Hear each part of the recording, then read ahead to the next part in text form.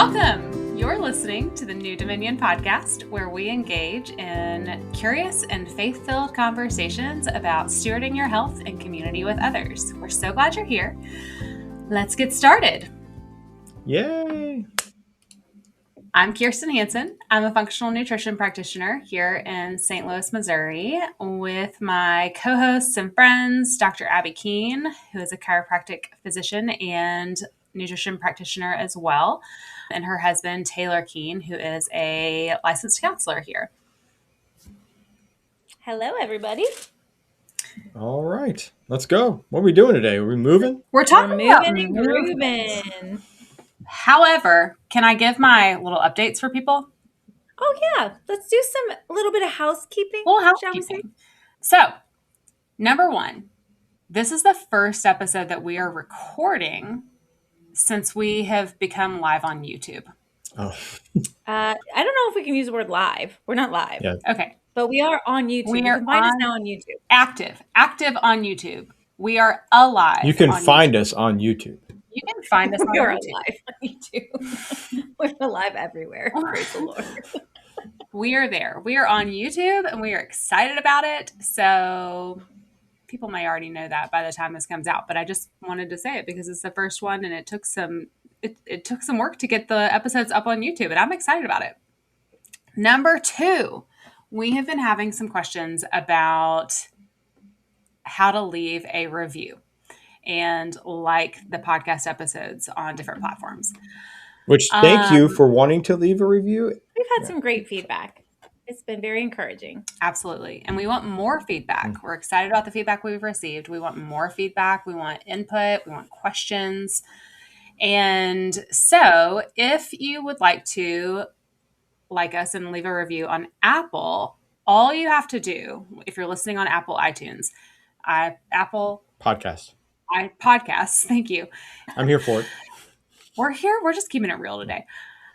All you have to do is go to the actual podcast, the show page. You don't need to go to the individual episodes, but you go to the show page and you just scroll down until you get to a portion of the screen where it gives you the option to rate us in stars and then leave a review. Do either of you know how to do this on Spotify? I feel like you can leave a rating, but you can't leave a review until you listen to a number of episodes. But I might be wrong about that. I've never actually left a review on Spotify. But I think it's all within the same general show platform, like you're talking about on podcasts, the podcast app. So, and we can touch on that more in detail with the next episode. I'll give it a quick little research. And number three, third episode, because we're now alive on YouTube. Third episode? Did I just say that? Yeah. This is not the third episode. Number three, third housekeeping point. Yep, there we go. There we go. Third housekeeping point. If you are watching this episode on YouTube, or if you are watching this on Spotify, you will recognize that my hair is significantly shorter than it has been in the past. This is because I got a haircut recently. And today, we're going to be talking about movement. In future episodes, we're going to be talking about chiropractic care and the benefits of acupuncture, what that is. Dr. Keene is really great at both of these things, but I recently got a haircut that was not exactly what I wanted, and she was able to fix it. So if she goes missing from the chiropractic and acupuncture world, we will know that she has started her next career phase in cutting hair. A salon near you. I will be at a salon near you. Talking about health while she's like fixing people's bad haircuts. Yeah, I probably couldn't honestly be in a regular salon because I'd be like, oh, it's too toxic in here. I can't do it. But maybe I know there's holistic salons are popping up. Things are changing. Maybe you could be like the traveling fixer for people's bad haircuts. They don't want to leave the house, so you go to them because it's so bad. They're like, I can't leave. I don't know. Kirsten came to our house and I cut her hair. But you've lost the Mary Tyler Moore swoop. Well, I mean, if we really want to make this all about my hair, we could go into that. No, we don't need to yet. I was just wondering if it's going to come back. I'll bring that back in a future episode. So, guys, just be prepared. At some point, I may come back with a little Mary Tyler Moore swoop on the ends. And I think it really leads us into our discussion on movement. Yeah, I didn't do that. That was it. That was happening on the If you're only listening currently, there's some crazy wispiness happening in my hair. And I'm beginning to wonder, how long are we going to talk about this? Anyways, we're talking about movement, and her hair was not moving well after the original haircut that has been named. And so post Dr. Keen haircut, it's moving. It's moving once again, and it feels good. So everybody who's had a good haircut, especially if you have length, you know that feeling of good movement. So let's talk about good movement. What do we mean by movement? Why should we move? What are we moving? Oh, what are we moving? What are we moving? Oh, to bring up moving houses is a pain. Yeah, that's my least favorite thing right there. I mean, we move for so many reasons. We're designed to move. It reminds me of one of our first episodes when we were talking about hormesis. And the space of like, both of your faces were like, oh, movement's not always easy. It doesn't have to be hard, but sometimes just changing direction, getting inertia, all those things. Let's talk about some physics. But movement, your body is made to move. Your body is just made to move. Everything in it is made to move. Everything is moving. Your blood vessels, your lymphatics, there's always movement happening inside. And so we are just built to continue to move. I wonder if it would be helpful in the beginning. We want to go into talking about the benefits of movement and different types of movement, level of intensity, the timing of movement, and more. But I wonder if in the beginning it would be good for us to talk about what movement looks like in each of our lives. Currently, you can come at that in whatever angle you wish. Is there another angle than currently? The history of your movement. Oh, gosh. Tell us the testimony of Taylor's movement patterns. Well, I'm a Generation X Zennial. I was a latchkey kid. I played football in the street. Played baseball for a long time. So that's most of my movement as a kid, was playing sports outside. And into your 20s, you loved ultimate frisbee and all these things. Ultimate frisbee? Yeah. So what's movement look like for you now? Not that. Movement now is taking my dog, my very, very opinionated dog, on a walk. And she tells me that she doesn't want to go certain ways or as long as we're going. And she'll literally just stop and turn around. And I'm like, I don't understand what's happening. So I take her for walks. I walk. I also run. I also just do some body weight exercises. That's it. Nice. Do you have certain times a day that you prefer to move? Or why do you move, I guess? Why are you moving? Why do you even move at all, Taylor? So I don't die. That's literally how I came to this. I mean, COVID happened and I'm like, if I don't move, if I don't get out of my house, if I don't get out of contained four walls with people, even though I love them most of the time, I can't stand to be around them right now. Right? Well, I guess I love them all the time, but I don't want to be around them all the time. That's what I love them all the time. So yeah, so I started running during COVID, and that was the only way I could maintain some semblance of balance with all the sedentary lifestyle. Even though my job, being a virtual counselor at that point, was still going to the office and maintaining pretty much the same hours, sitting in a cave and talking to people on a screen all day was not ideal for physical health. So, but it was really to help stress and help just emotional release, really is what happened for me. Yeah, I remember I used to run. I come from a family of runners. My grandpa started running because he had emphysema and he was allergic to steroids. And so his only option was like, if you don't use it, you lose it, literally. And so he started running marathons when the marathon craze happened in the 70s. And so there was a marathon craze?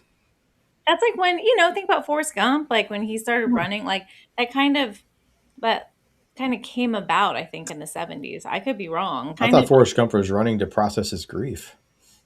He was, but I think there was like a space of, I don't know if Forrest Gump's, if the movie was trying to insinuate that he kind of started that movement. I don't know. That would be something. Okay. Would I be just didn't know there something. was a Anyways, movement. I was too young to know these things. it just became like a thing. And so anyway, so my family, I grew up like with my family members running. My brother was an incredible runner. He was running when he was like 5, I think, ran his first, 5K, and made the new small town newspaper, all that fun stuff. So my aunt was a group fitness instructor. So I remember going to like the 80s workout jazzercise type. I mean, we Leg were in the warmers. leotards, like it was legit, but it was fun because it was friends and family. We were moving together. So I've always enjoyed movement, played sports like running because it, again, like relieves stress. I tried to be a runner like my brother and win awards, and I got third one time and got a medal. That's because there's only I'm about three to say, is there runners. 3 people? Yeah, there's 3 people. So I got third. So I quickly realized that I was not a racer, but I do like the feel of physical movement and what it does for my brain, how it lightens my mood, takes away some of the like darkness and stress that I can carry. And then when did probably Griffin was born 2013. So probably around 2014 or so, I found Revelation Wellness led by Elisa Keaton. And she was a fitness instructor who came to Christ and swore that she was never going to combine like Jesus and exercise. And that's what Revelation Wellness is. It's just bringing the hope of Christ to the fitness world. And she does it so well. And so I trained under her for a while and became a group fitness instructor and led those classes. And I think movement just brings hope. When we let go of the stereotypes, when we let go of the comparisons, when we just show up to move and not do it right, air quotes, not do it like the person next to you, but to just walk, to just look up and see the sky and the clouds and the trees, and to get that breath in your lungs. I think we are designed to need that for reasons more than just our physical health. Kirsten? Abby? What about your movement patterns? Yeah, someone recently told me that I am pretty athletic, and I was like, I don't know if that's true. I've never thought of myself as an athletic person, but I do really like to move. And as a child, in like elementary school and middle school, I played soccer and I loved it, but I always played rec soccer. I was never like super talented or just lacked the confidence, but I liked gymnastics. I played with that. Again, probably lack of confidence kept me from going further. And in actually backing up, I loved to climb trees.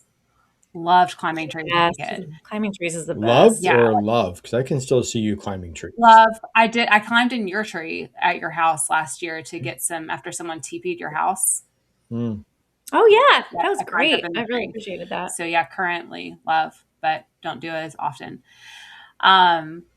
And in high school, I think I mentioned this in the first season in episode 5.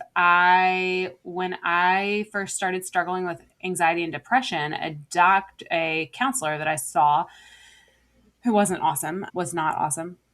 He told me that he didn't think I was depressed, that I just needed to go out and move more. And that has stuck out because I think I did, for as much as I disagree with the way he approached that. I think I did start paying attention in high school to the way I was moving after that, and probably started trying to get outside more, walking, running, and had probably gotten into a phase where I wasn't moving as much. But I remember in college hitting a point where I felt like I always had to come to kind of in that season of high school, seeing that counselor, him telling me I needed to move more, exercise. I saw exercise at that point as something I had to prepare for and get ready to do and have the right clothes on, have the right shoes on. And so it kind of felt like there was a mountain to climb before I even got to the exercise.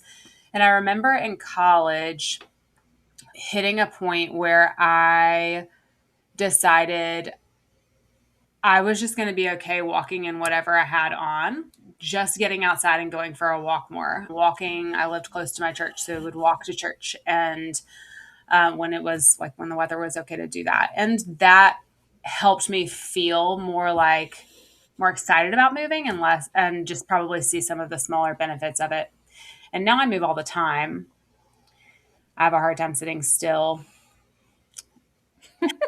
As Taylor shakes his head. Taylor's nodding along. And I just love to move. I think for me, also going back to episode 5 in the first season, I have dealt with a lot of chronic pain and have seen a huge benefit in my, like the way I feel in my body when I'm moving.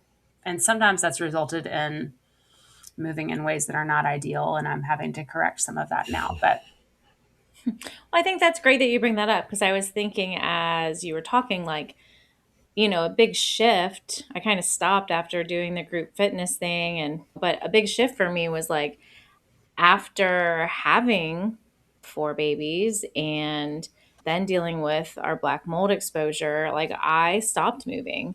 During COVID, I was on the couch a lot, not because I had nothing to do, but because my body was like shutting down from the hemochromatosis, which is like a blood disorder where I absorb way too much iron, which makes you feel like it sounds. You just feel really heavy and like you're moving through jello.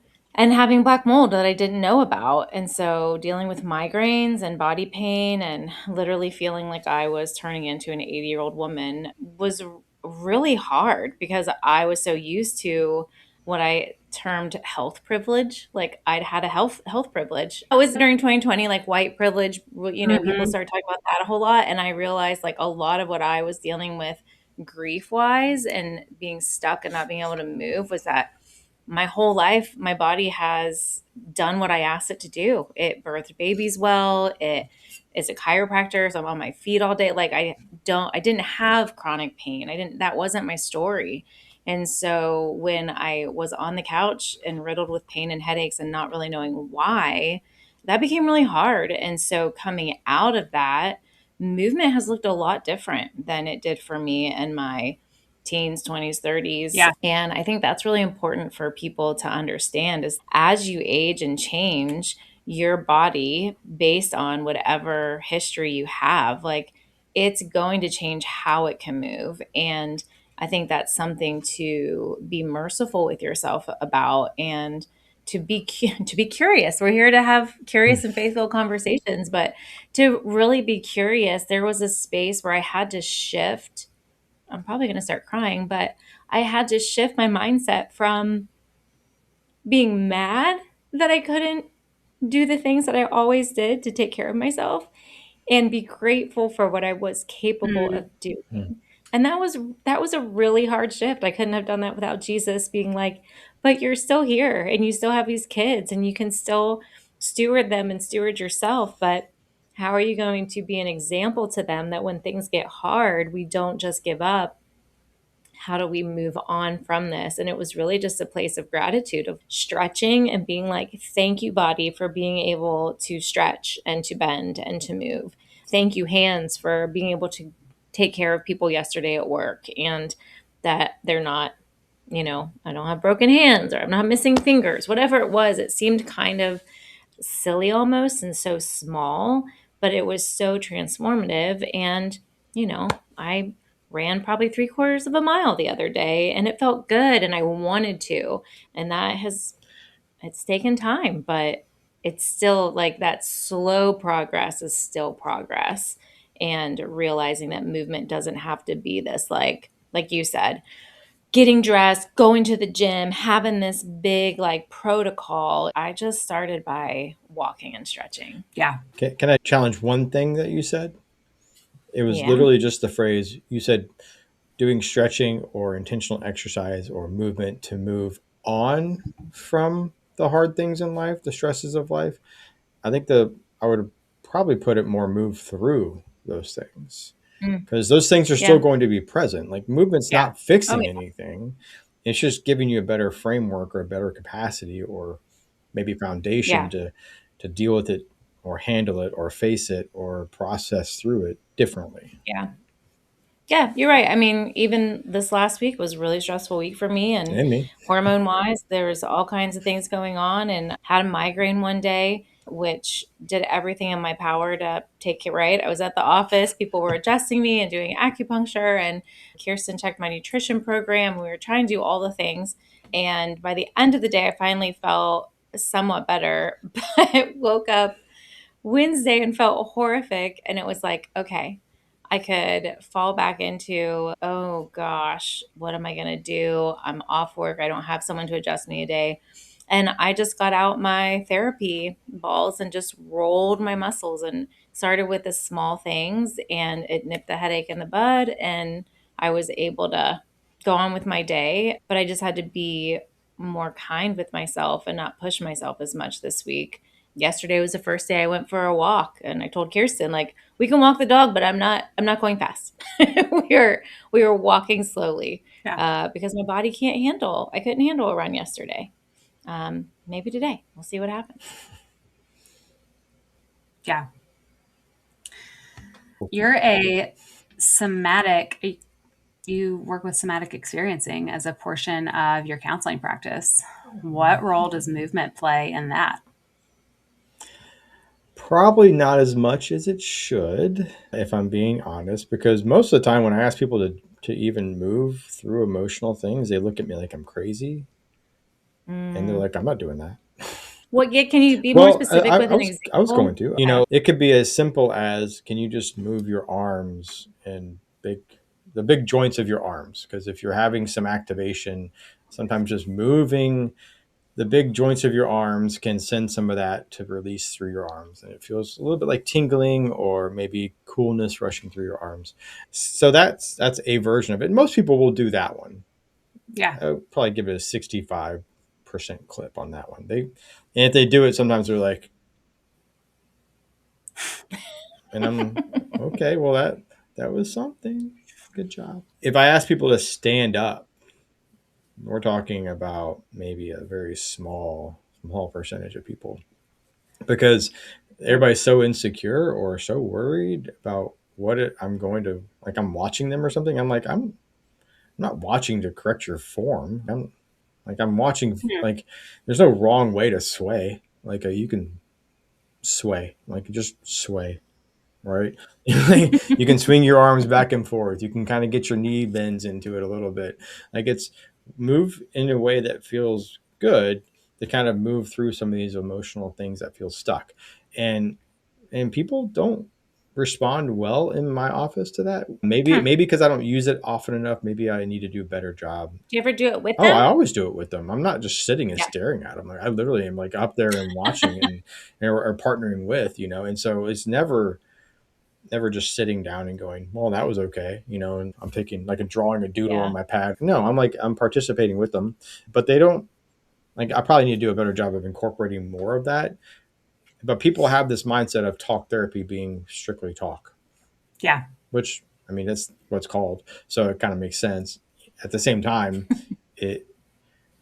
that's not the only paradigm that kind of happens in there. But I'll say, like, as a somatic counselor, like, working through the layers of talk while paying attention to somebody's system, and then trying to invite them into movement and kind of pendulate into activation and out of it, like, that's tiring for me, because it's a lot of work thinking on all those different levels.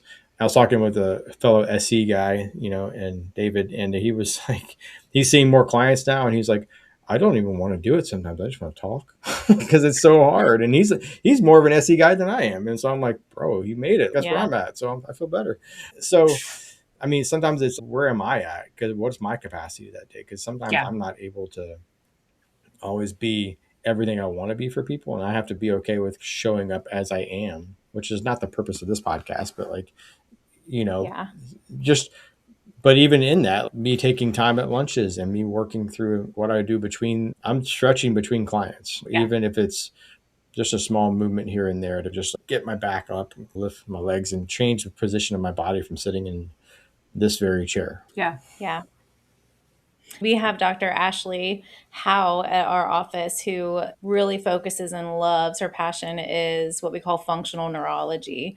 But it's all based on how your brain your right hemisphere and your left hemisphere interconnect and grow together and are balanced side to side. And a lot of it is based on our movement or lack thereof. And the space of not moving, it shuts down. So let me see if I can describe this easily for people without using a ton of scientific words. We have a ton of bones in our body, and where bones connect are all kinds of nerve endings. We call them proprioceptors. That means where are you in space? And those proprioceptors are sending all kinds of information to your brain to tell you where you are in space.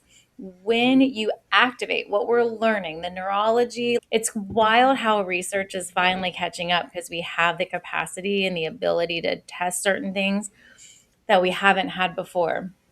But there are world renowned neurologists who are studying like the chiropractic adjustment. And we'll get to that in the chiropractic episode. But when we activate a joint, it sends information to multiple areas of our brain. Like we were kind of taught back 20 years ago in chiropractic school that it sends to your cerebellum because that's your balance area of the brain. But what we're finding with doing brain scans while moving and doing these adjustments on people's spines and joints just all over is that it's actually going to multiple places of your brain. So it's going to emotional regulation places of your brain. It's going to what we call the homunculus, which is just like an area that interacts with a bunch of other body parts in your body. And the coolest part is that when you move, it changes literally your reality. It changes the way your brain is seeing yourself and how it's seeing yourself surrounded by others. Could we say more about community? It blows my mind how God has wired us in ways that we're just still figuring out and we're never going to know. I love that about science. We're just going to keep learning more about his design.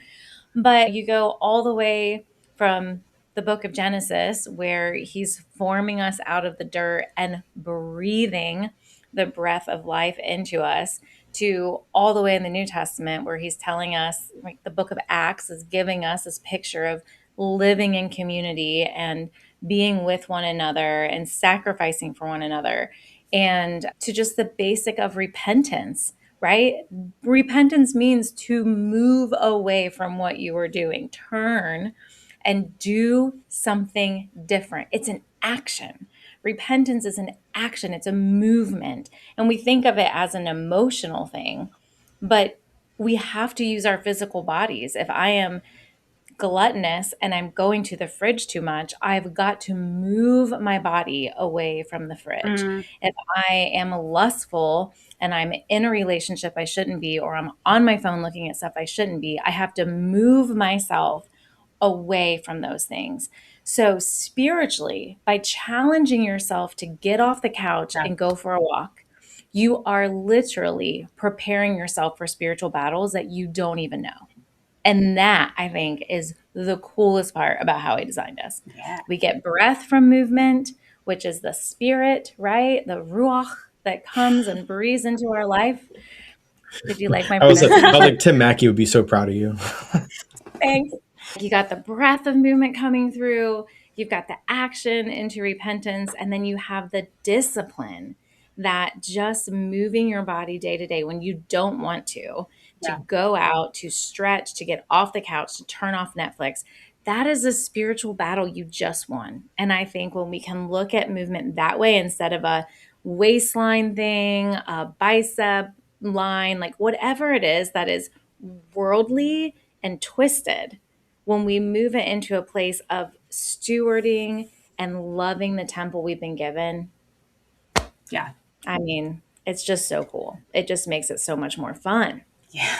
And joyful to move versus punishing myself to go work out because I ate 2 pieces of chocolate cake. Like, no, that's not the way to move. Yeah.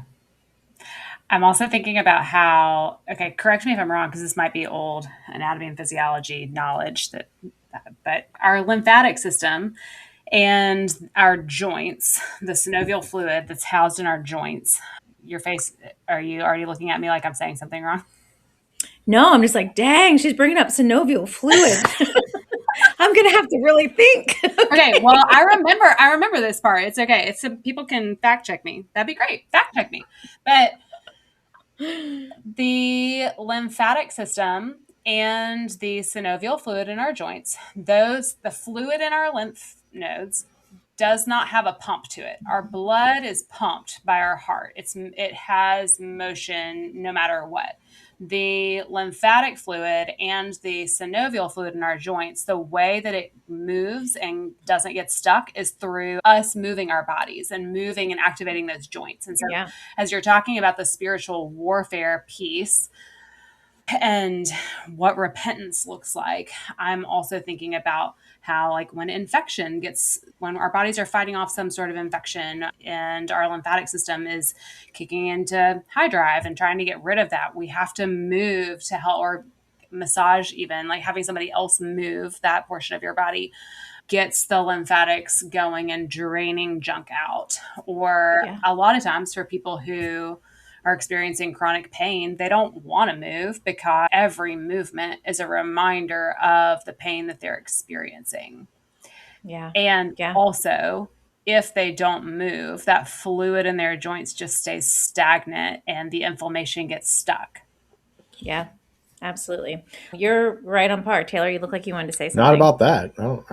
I have that's way out of my scope. Well, it makes me think of, we all know that if someone's in the hospital or in a coma, we have physical therapists come in and move them because they can't do it themselves, right? Very important. And so we want to, again, steward our bodies and move.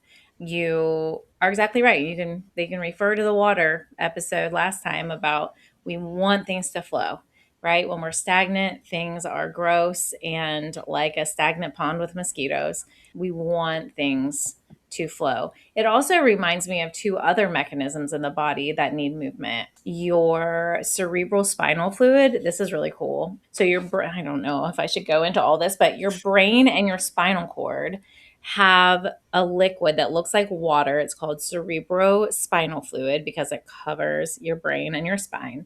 And it's created in your brain. There's these little reservoirs that it comes from. But movement is the pump that gets it to go all the way around. It doesn't mix with your blood. It doesn't mix with your lymphatics necessarily, but it's moving. When you move, that pump moves. That is the basis of craniosacral technique that you may have heard of. By getting the cranium and the sacrum to move, your brain and spinal cord are now better nourished. That cerebral spinal fluid is made to nourish your nervous system, which is the powerhouse of your entire body. So moving, stretching, getting your head to move, to get off your phone and look up and around and side to side, all of that changes how well your brain is nourished. So that's one example. The other is degenerative disc disease, right? A lot of people have spinal surgeries, they have disc issues, and that's because our discs are really juicy sponges. When we're born, as we grow, as long as there's movement, there is this sponge in between all of your vertebrae that should be like a wet sponge. But when we don't move, what happens around puberty is that the direct flow of nutrients to that disc is gone. And the way we get it is through the bone marrow above and below that disc. And so when you move and you twist and you stretch, that causes the bone marrow to kind of get that osmotic pressure, pushes nutrients in and brings byproducts out and toxins out. And so it's moving. When you move, your disc is healthy. And when it gets stuck and it's not moving, that joint's stuck, then that disc doesn't get the nutrition it needs and it becomes like a dry, brittle sponge, right? Like a sponge that's already been used. It's right? That nobody likes a dry sponge. It's crusty. And that's how you get a disc bulge, is when that that crusty sponge-like material is no longer soft and malleable, and the little packet of fluid that's inside gets out. It tears through that dry, brittle, sponge-like material, and now you're in a lot of pain. All of that whole process is because somehow, long term, that area of your body wasn't moving. So I just think it's cool. Like, there's so many things in our body that just innately need movement in order to get nutrition. Yeah. Okay. I've been waiting. I'm going to say this. This is not that big of a deal, but what about rest? Because I think we don't need to move all the time. Well, I mean, I want to make sure people understand that, because I think people are a little bit all or nothing. Yeah. I run into those a lot, and there she is. And right there, Mary Tyler Moore, she's right there. But what does it mean to rest in the midst of movement? Like, I think I try to run on my long days off, but yesterday or Thursday was my long day off. I didn't run because I was feeling emotionally heavy, and I was just like grumbly about it, and so I just didn't. I went for two longer walks, and I think there's just a space of recognizing that movement in balance with rest, or doing slow movements, can actually promote rest a lot better than trying to be frenetic or intense. Mm-hmm. And one of the reasons why I move is to get my heart rate up, so that like I can process and keep a good balance of these things. Is like, I'm pretty good at resting heart rate, but I'm not good at higher heart rate.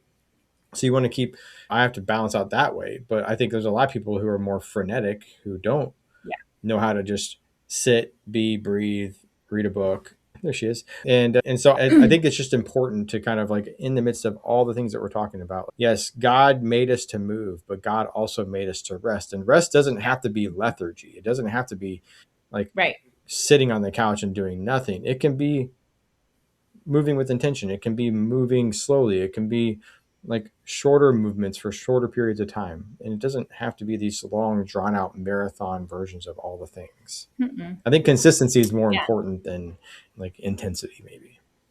Yeah. I also think with that, or something that has helped me with that, is paying attention to what my paying attention to my body, paying attention to what would feel good, paying attention to what sounds fun, like instead of what I like think that I intensely need to be doing. If I come at it like that, I will never run, because that never sounds fun. Yeah. Like never. Well, I mean, for me, I'm talking for me. I will chase a ball. I will be chased by someone while I carry a ball. I will pursue something. But running just for the sake of running has been an exercise of discipline for me, because I don't enjoy it. Yeah. I feel good afterwards, but I don't like the process. So that takes you knowing yourself on multiple levels. Exactly. Yeah. And I think for me, it could look more intense. It's been a long time since it's looked more intense, but it could look more intense. And what has been really good and felt really good to my body, and I know is beneficial, is hanging upside down from the monkey bars at playgrounds. She does it. I've got video evidence. I do it all the time. And I do it while I'm talking on the phone. I put my phone down below me and just talk while I'm hanging upside down from the monkey bars. Or sometimes I do it and I just breathe, and it's putting my body in a different position. Or like you're talking, Taylor, about and maybe it's knowing what we're predisposed to. Like you talking about your clients in the counseling office and the movements that you will ask them to try with you, invite them into. I'm thinking about how something that I have found myself often doing in therapy is laying down on the floor. Sometimes with my feet up against the wall. She's also done this at our house. But here we go. I mean, looking at you two on the screen right now, I've got Taylor, who would like, I don't know how to say it. I wait to hear what comes out. I can't wait to see what happens next. I think sometimes Taylor's physical body can lack inertia, Whereas like your physical body, Kirsten, like can lack turning inertia off. And so that's like just two different personalities, two different body types almost. And so whereas I think Taylor's more parasympathetic driven, you're more sympathetic driven. And You run a so lot. in that space, Taylor pushing into a run is good for him because it's hormesis. It's challenging him. And then there are times when Kirsten literally is in the middle of processing something hard and she just lays on the floor. It's like she just shuts herself off because she needs to calm down and breathe. And she has learned that just being on the floor helps with that. It's usually face up. She doesn't just go face down. She'll just utterly collapse on the floor. It's like, no, I will. It comes with all sorts of like. But as a mixer in like my world, I think I can run parasympathetic or more sympathetic than parasympathetic. But like for me, if I'm worked up about something and stressed, going for a run or doing a hard workout that's going to force me to the end of myself is where I can get to God sometimes. There are times when journaling doesn't cut it. And I have to run up a hill that makes me want to die. And at the end, it's okay, I have just gotten finally to the end of my capability. And now I can physically get to my knees and cry out to God and say, okay, I need you to show up. So I think there's different ways if you're doing it for an emotional support or release, like movement is really good for that. Or being still. I mean, how many people in your counseling office cannot be still? Most of them. Yeah. So I think there's like that portion of it. But then there's this space of, so that's knowing yourself and knowing kind of playing with that and asking yourself these questions as you listen to this podcast and process it after. The other part, as we've been saying this whole time and all of our podcasts, is in community with others. And a restful exercise can be going for a walk and connecting with a friend. But also, sometimes when your body is full of symptoms and you're in that space where you think you're doing everything right and maybe you are overweight and you are really trying to drop a couple pounds because that is stewarding your body. That's what you need to do right now, but it's not working even though you're working out. Get help. Go to a functional practitioner. I cannot tell you the amount of women I have helped get over the hump because they've been doing it at 5 a.m. They are going to a boot camp and they are momming and running and working all day long. And so that form of exercise is actually causing them to crash more. It is not helping their cortisol levels. It's not helping their adrenal glands. And by getting them to stop the early morning workout and to do a restful walk or jog or whatever later in the day actually helps them get through that plateau that they're at. Yeah. So that's where, getting someone to help you, if you haven't worked out for a long time, finding a functional movement person who can help you know where to start. Maybe it's starting with a pelvic floor physical therapist or an athletic trainer who doesn't just train people who look like they do 75 hard all the time, right? Like incrementally learning how to strengthen your body is really important so that you don't get injured as well. Yeah. So those are kind of my takeaways from what you were saying, Taylor.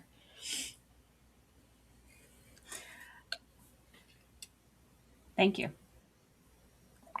Yeah. Do you have anything else on your list? I know you had a list of stuff we should talk about. I've got a list. I don't know. I think we're going to have to dive into things in future episodes. Yeah. Yeah. We're doing more of these? We have more? We might. Oh, okay. We've got a list of 100 episodes. Oh, just 100. So okay, we got time. We'll come back. More than 100 at this point. We can come back to movement. I feel like we could deep dive. I think that this is a great place to wrap it up because our next couple of episodes are on chiropractic care and acupuncture, which actually both have a lot to do with movement. And so we'll keep talking about it. Movement is a part of our everyday lives. And I think this is a great place to stop. Are y'all cool with that? Yes. Yeah. Yeah. So thanks for listening to the New Dominion podcast. We are so glad that you joined us today and hope you will continue to join us. If you enjoyed the podcast episode on movement, hop on your platform of choice and leave us a review, like the episode, and share it with a friend. And we will see you guys next time. See you guys.